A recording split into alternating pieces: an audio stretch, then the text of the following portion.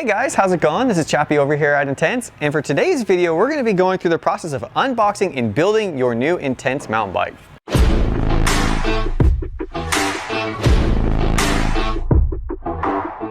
Alright, so step one is we're going to be removing the bike from the box. We'll be placing the bike in the stand so we can begin assembly. So let's get started. We have our wheel stabilizer, which also is where our accessory bag is contained. So make sure you pull this out and set it aside for safekeeping. All right, moving to removing the bike from the box. So the first thing we're going to want to do at this point is pull our handlebar assembly out from the side of our bike and set it on top of the box here. The reason for this is we want to gain access to our dropper post lever so we can get our dropper post up and clamp the bike into our bike stand. So on the rider's left-hand side of the bike, you will find our dropper post lever. So what we'll do is we'll remove the packaging from this side of the handlebar only. Slide the bag off, and this exposes our dropper post lever. So you'll see here, we'll just simply depress the lever, and that will pop up our seat. As we pull the bike out, just take care to where the handlebars rest.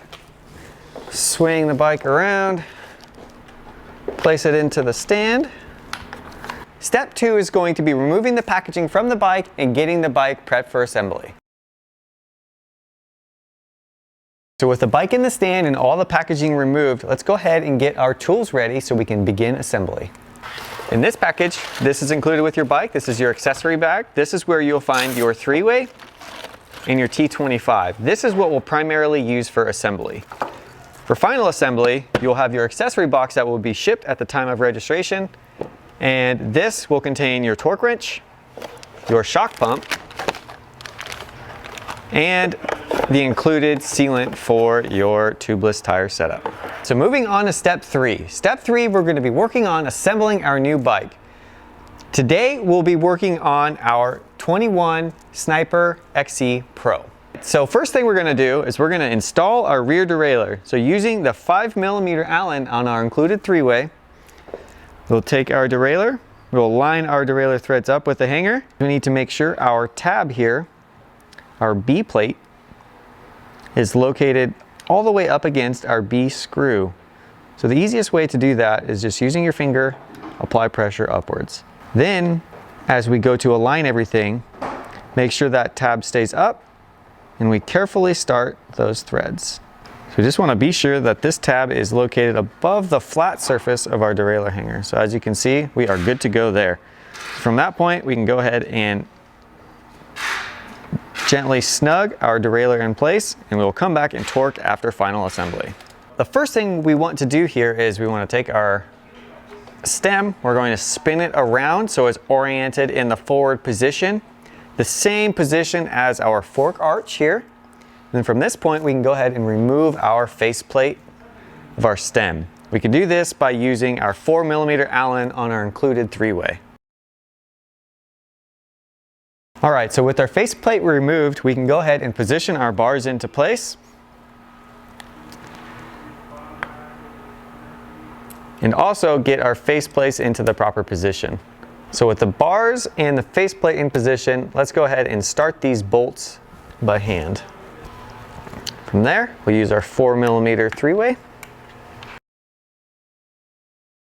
We want to make sure the gap at the top of our stem matches the gap at the bottom of our stem.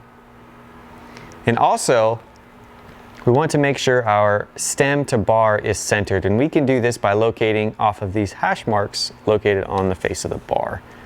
We don't need to worry too much about final position of roll. This can be addressed at final setup and torquing of the stem bolts. So now that we have the bar and stem assembled and in position, we're going to want to move to add air to our fork. We'll do that by using the air pump located in our accessory box and also removing the air cap from our fork. So for this instance, I'm going to pump this fork up to 90 psi. But for more specific air pressure settings for your rider weight, please refer to our sag setup video or the setup chart within your user manual. Alright, so now that we have the air in the fork, the next thing we're going to do is install our rear wheel. So one thing to take note of as we go for installation of our rear wheel is we have these rotor protectors installed as part of the packaging. So as we remove these, Certainly take note that a lot of times the hub ends will actually come off with a protector. So always check this first. In this case, it came off, so we're gonna pull that off. We're going to reinstall on our rear wheel. And now we can actually go to put the rear wheel in. We will want to remove our pad spacers and remove our rear axle. From this point, we'll grab our rear wheel. We'll position it into the rear triangle. We'll move our derailleur cage down, pull this back, and line up the chain on the smallest gear of the cassette. Then gently roll the rear wheel into the opening of the rear triangle, making sure that our rotor is properly aligned and our wheel is located in the dropouts. Nice and simple there. And then from there, we can go ahead and install our rear axle. So again, just like the rear wheel, we want to take note and make sure that the hub end caps are not on our disc spacers or disc protectors. And on this side, just double checking, we are good to go. So from this point, we can move to the removal of our front axle, and then also removing our pad spacers. And as we bring the wheel into the fork, going to make sure our rotor is aligned with our caliper and also the dropouts on our fork. Just apply a little bit of upward pressure, and then we can move to installing our axle.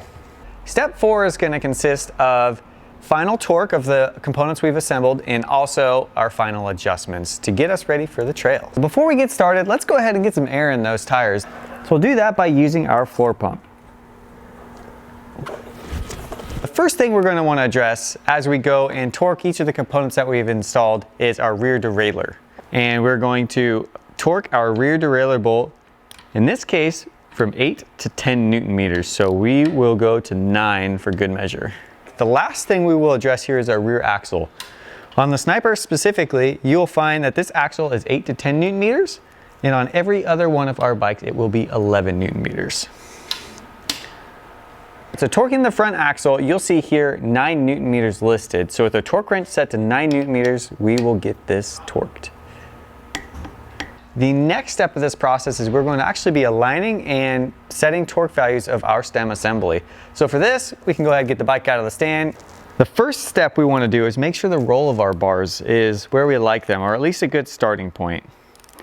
So since our stem was snugged during initial assembly, we'll give the faceplate a couple turns to loosen, and then we can adjust roll. While we're doing this, we can also make sure that our bar and stem is centered. And from there, we will snug these bolts back to where they were, ensuring that the gap at the top of the stem and the gap at the bottom of the stem is the same. With our torque wrench set to the listed torque value of 5 Newton meters, we will go ahead and torque our faceplate. So we want to do this essentially in 2 steps. So we will bring the torque value up gently in a cross pattern. Then after that, we will bring bolts up to full torque.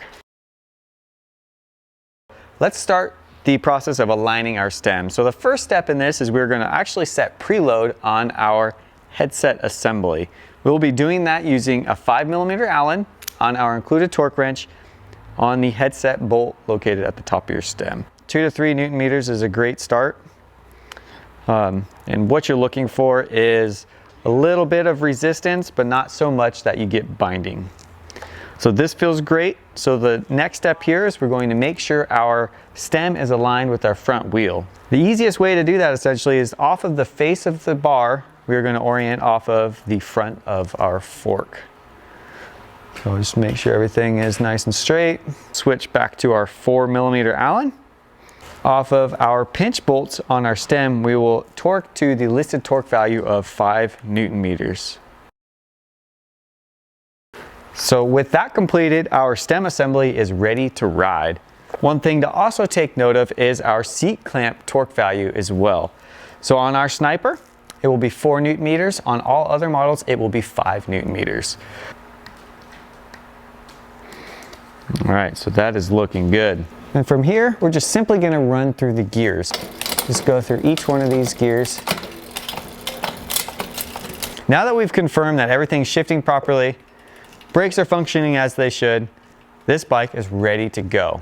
All right, so there you have it. We successfully completed the unboxing and assembly of our new Intense bike. If you have any questions about the assembly process or setup of your new bike, don't hesitate to reach out. We'll be happy to help. Thanks so much for choosing Intense.